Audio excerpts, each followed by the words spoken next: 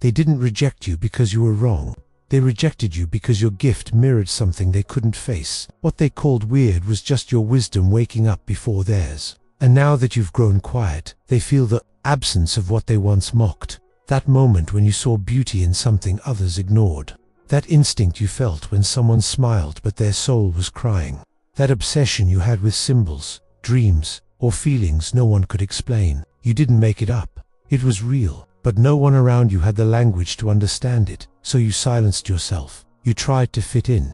You minimized your intuition. You stopped asking questions that had no answers. And every time you did, you buried a part of yourself a little deeper. Here's the truth. It was never weird. It was never random. It was a gift, a spiritual inheritance. A call to see the world through a deeper lens. One that was never meant to be understood by the surface thinkers, because your soul came here to read energy, not just words. Carl Jung said that the privilege of a lifetime is to become who you truly are.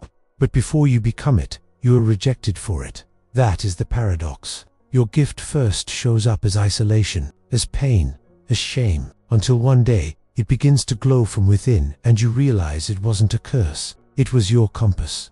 What they called too sensitive was actually emotional intelligence. What they called too quiet was the capacity to listen beyond words. What they mocked as too much was your inner fire begging to be seen. This is why so many women with deep spiritual gifts spend years doubting themselves. They were raised in environments that only rewarded what could be measured, proved, or explained. But your gift was never meant to be explained. It was meant to be embodied. Think of the first time you felt something you couldn't put into words. Maybe it was a dream that left you breathless. Maybe it was a moment with someone that felt too familiar, like you had met before. Maybe it was your instinct warning you about something, and later, you were right. That wasn't coincidence.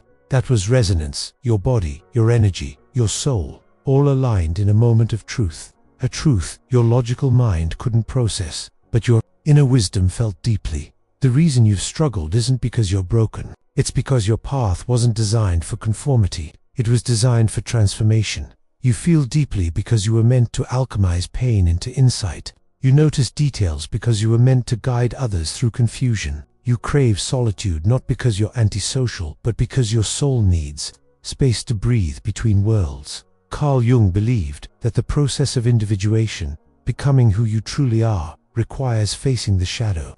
And often, your shadow isn't the worst part of you, it's the most beautiful part of you that the world taught you to hide. That's why your gift hides behind fear. Behind what if I sound crazy, or what if they reject me again? But in truth, what if your voice is exactly what someone else is waiting to hear? Think about how many people are suffering in silence. How many are trapped in a world that doesn't see them?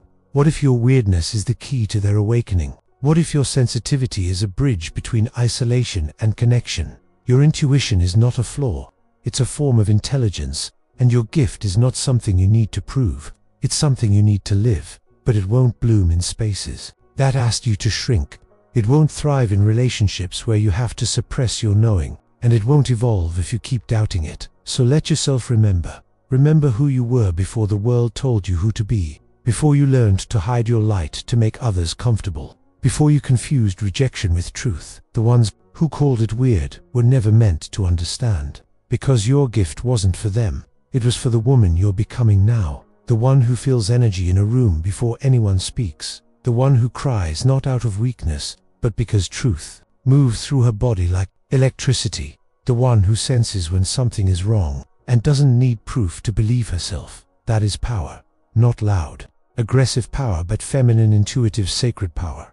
It doesn't ask for permission. It doesn't need validation. It simply radiates. And the more you embrace it, the more your life begins to shift. People fall away. Situations collapse. But what remains is real. Because your gift filters what no longer aligns. You are not too much. You are deeply attuned. You are not overthinking. You are receiving. You are not dramatic. You are decoding emotion. This is the beginning of your return to self. And it's not about fixing anything. It's about remembering. You were not made to be understood by everyone. You were made to understand yourself so deeply that no misunderstanding can shake you. Let that land, because when it finally does, you'll stop asking others for direction. You'll stop waiting for signs that already live inside you. You'll begin to walk as the woman who trusts her own compass, who sees the unseen, who holds space without needing to fill it. You will no longer explain your energy, you'll just be it, and that presence alone will shift rooms, relationships, and realities. It always starts here, with the woman reclaiming what they told her to hide. Before we continue, if this message is resonating with you in a way you can't quite explain, it's not random, it's a sign. For those ready to go deeper into this journey of awakening and inner clarity, the Jung Method is waiting. The link is pinned in the first comment. Now listen closely. The woman you are becoming is no longer begging to be understood. She is remembering that her truth is not a debate, it is a vibration. And anyone who cannot meet her there will simply fall away, not out of anger, but because the frequency no longer matches. You start to realize that your gift doesn't need to be explained to people who have chosen not to see. You don't owe the world a version of yourself that fits in a box. You owe yourself the wholeness of who you are when no one is watching. This is when your energy begins to change everything. You no longer chase, you attract. You no longer explain, you embody. You no longer seek safety in someone else's approval. You create safety within your own nervous system. Carl Jung believed that the things we suppress eventually become the forces that control us, but when we bring them into the light, they no longer have power over us. They become our allies. That strange sensitivity you've carried your whole life, it wasn't a flaw. It was your inner compass trying to guide you toward alignment. It's why you could sense when someone wasn't being honest, even when they smiled. It's why you felt drained in certain spaces, even if nothing was visibly wrong. You weren't being dramatic, you were decoding the invisible. And now, the more you trust that knowing, the more the world opens in response. Not the surface world, but the deeper one. The world of energy, of soul recognition, of synchronicities that feel like whispers from the divine. There will be moments when you still question it, moments when you wonder if you're delusional, if you're making too much out of nothing. That's the residue of conditioning, the ghost of a version of you that needed external validation to feel safe. But your soul doesn't work on logic, it works on resonance. You'll start to notice how your body responds when something is right for you. It softens, it breathes easier, time feels slower. You'll feel safe without needing a reason, and you'll stop ignoring that signal, because you've finally remembered how to listen. Your gift is not a performance. It's not something you do to impress anyone. It's the way you hold space. It's the way you pause before speaking. The way you hear what someone doesn't say. The way you intuitively know when to reach out or when to stay silent. It's not flashy, but it's powerful. It creates safety in a world addicted to noise. It brings truth into rooms filled with masks. It holds presence where others only offer performance. This is your gift, to feel, to sense, to transmute, but it will only become a strength when you stop hiding it. When you stop apologizing for feeling too deeply. When you stop shrinking to make others comfortable. Not everyone will get it. Not everyone will get you, and that is your liberation. Because now, you only move toward what feels aligned, toward people who honor the sacred, toward spaces where your nervous system feels like it can exhale. The path of reclaiming your gift is not about becoming someone new. It's about peeling away the layers of who you thought you had to be, and underneath all that noise is your essence. The part of you that already knows, that already sees, that already trusts. You start walking differently. Not because you're better, but because you're rooted. You don't react to the chaos around you. You respond to the truth within you. You don't need to fix everyone. You hold your center. And in doing so, you become a mirror. Some will be drawn to it, others will be repelled. Both are answers. Both are confirmations. Your job is not to convince anyone of your value. Your job is to keep living in a way that honors it. There will be days when you feel lonely. That's part of the shedding. You're releasing versions of connection that were based on performance, not presence. And in that space of release, something deeper arrives. The kind of connection that sees you without asking you to explain. The kind of intimacy that holds your sensitivity as sacred. The kind of love that doesn't make you choose between your truth and your belonging. You don't have to earn this, you just have to be who you are without apology. And that begins with one simple shift here. Stop seeing your gift as weird. You start seeing it as the language your soul came here to speak. A language that was never meant for everyone. A vibration that only certain hearts will hear.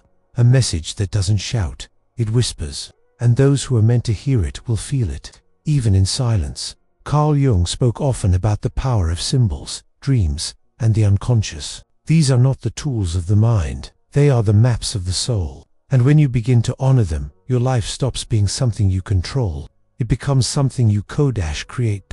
You begin to follow the feeling, not the fear. You begin to trust the subtle, not the obvious. You begin to honor the invisible, not the validated.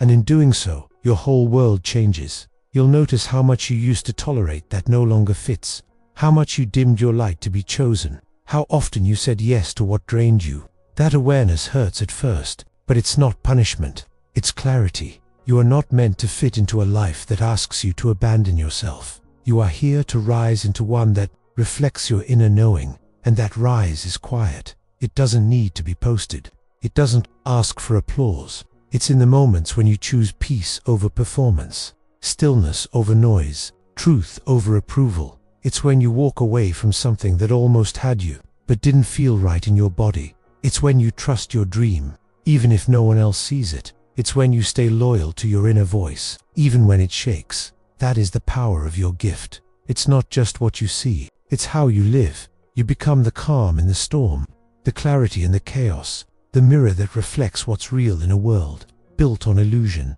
This is what they never told you, that the very thing you were told to hide would become the foundation of your strength, that your deepest sensitivity would become your deepest connection to truth, that your weirdness was never random, it was the signature of your soul. And now you see you were never too much. You were meant to awaken others. You were never strange. You were simply ahead of your time. You were never lost. You were only waiting for yourself to remember. And now that you have, nothing will ever feel the same again, because the woman who sees her gift clearly can no longer pretend she doesn't. And the world around her begins to change the moment she stops apologizing for her light.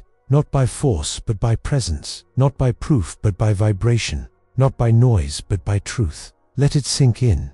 Let it settle. Let it root. Your gift is real. Your knowing is sacred. Your path is unfolding. And now that you remember, you are finally free.